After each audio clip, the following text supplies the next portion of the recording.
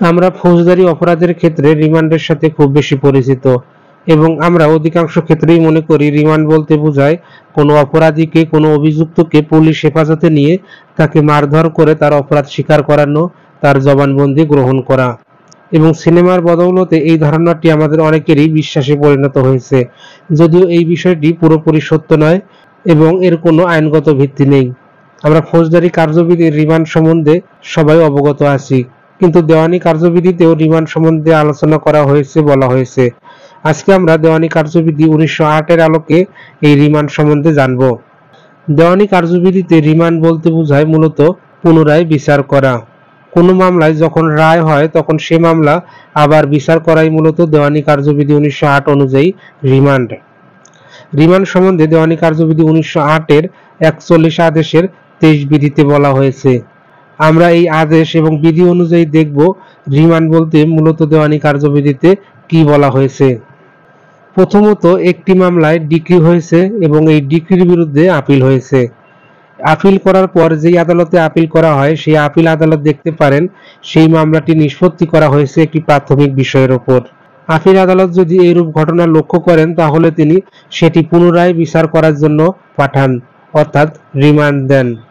আমরা সহজ কথায় দেখলাম 41 আদেশের 23 বিধি অনুযায়ী যখন কোনো মামলার ডিক্রি হয় এবং আপিল করা হয়, তারপর আপিল আদালত উপযুক্ত কারণে যখন পুনরায় বিচার করার জন্য পাঠান, সেটি দেওয়ানি কার্যবিধিতে রিমান্ড। রিমান্ডের বিধান দেওয়ানি কার্যবিধিতে এখানেই সীমাবদ্ধ নয়, বরং আরও কিছু বিশেষ বিধান আছে যেগুলো আমাদের জানা উচিত। রিমান্ডে পাঠানোর ক্ষেত্রে আপিল আদালত কিছু বিষয় নির্ধারণ করে দিতে পারেন, নির্দিষ্ট করে দিতে পারেন, এবং যাতে করে সেই মামলাটি সুষ্ঠুভাবে নিষ্পত্তি করা যায় কিংবা কোথায় ত্রুটি আছে সেই ত্রুটিটি নির্দেশ করে দ্রুত সময়ের মধ্যে যাতে রিমান্ডটি সম্পূর্ণ করা যায়, সেজন্য আপিল আদালত অনেক ক্ষেত্রে কিছু বিষয় নির্ধারণ করে দেন। যেমন বিচার্য বিষয় নির্ধারণ করে দিতে পারেন, কোন বিষয়ের উপর বিচার করতে হবে সেই বিষয়টিও নির্ধারণ করে দিতে পারেন। আপিল আদালত রিমান্ড দেওয়ার ক্ষেত্রে যে বিষয়গুলো নির্ধারণ করে দেন বা নির্দিষ্ট করে দেন সেগুলো ন্যায় বিচারের জন্য এবং দ্রুত মামলা নিষ্পত্তি করার জন্য খুবই গুরুত্বপূর্ণ। যখন রিমান্ড দেওয়া হয় অর্থাৎ পুনরায় সেই মামলাটি বিচার করার জন্য পাঠানো হয়, তখন সেই আদালত কিছু কাজ করতে পারেন, যেমন সাক্ষ্য গ্রহণ করতে পারেন। সেই মামলায় যদি অতীতেও সাক্ষ্য গ্রহণ করা হয়ে থাকে তাহলেও পুনরায় সাক্ষ্য গ্রহণ করা যায় এবং সেই সাক্ষ্যের উপর পর্যবেক্ষণ দিয়ে আদালত সিদ্ধান্ত দিতে পারেন। সিদ্ধান্ত নেবার পর কারণ সহ সেই সিদ্ধান্ত আপিল আদালতে পাঠাতে হয়। আমরা দেওয়ানি ক্ষেত্রে রিমান্ড বলতে দেখি বিচার করার পর আবার বিচার করা। এক্ষেত্রে দেওয়ানি কার্যবিধি অনুযায়ী আমরা কতগুলো বৈশিষ্ট্য রিমান্ডের ক্ষেত্রে দেখতে পাই।